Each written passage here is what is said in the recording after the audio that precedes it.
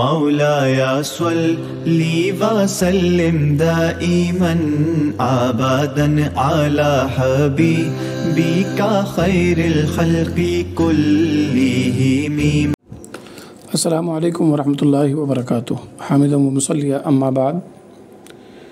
قرآن کریم اور احادیث مبارکہ میں گفتگو کے آداب کے بارے میں بہت سی ارشادات، بہت سی ہدایتیں موجود ہیں، جن میں سے کچھ آپ کے سامنے بیان کی جاتی ہیں.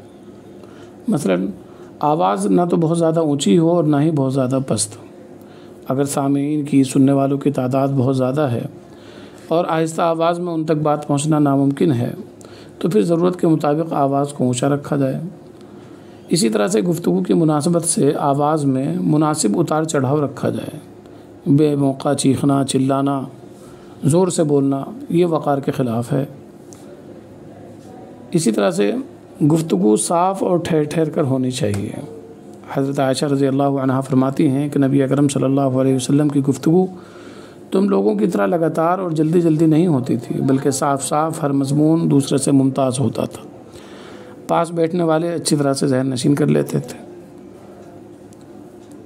اسی طرح سے ایک ادب یہ دیکھنے کو ملتا ہے قرآن و حدیث میں کہ سننے والوں کی ذہنی سطح کی رعایت کرتے ہوئے بات کو دہرایا جائے. یہ ادب جو ہے ہمیں حدیث میں ملتا ہے.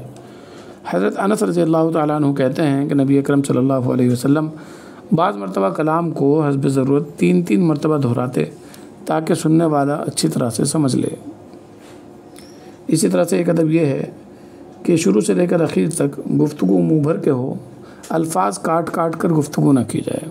یعنی ایسا نہ ہو کہ بعض الفاظ صاف ہیں، واضح ہیں، اور بعض الفاظ ادھورے ہیں، ناقص ہیں.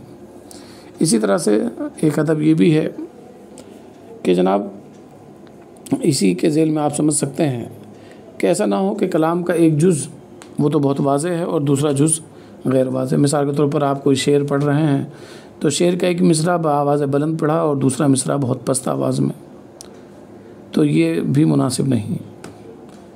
اسی طرح سے گفتگو جو ہے وہ بالکل مطلب کو واضح کرنے والی اور معنی خیز ہو. گول مول بات اور مبہم بات یہ مناسب نہیں. اسی طرح سے اگر دوران گفتگو کوئی خوشگوار بات آئے تو مسکرا دیا جائے، کیونکہ نبی اکرم صلی اللہ علیہ وسلم بھی پرلطف باتوں پر تبسم فرما لیتے تھے. حتیٰ کہ آتا ہے روایت میں کہ آپ کے دندان مبارک یعنی دانت بعض مرتبہ ظاہر ہو جاتے تھے. البتہ قہقہا نہ لگایا جائے. قہقہا کا مطلب ہوتا ہے اونچی آواز میں ہنسنا، ٹھٹھے مار کر ہنسنا.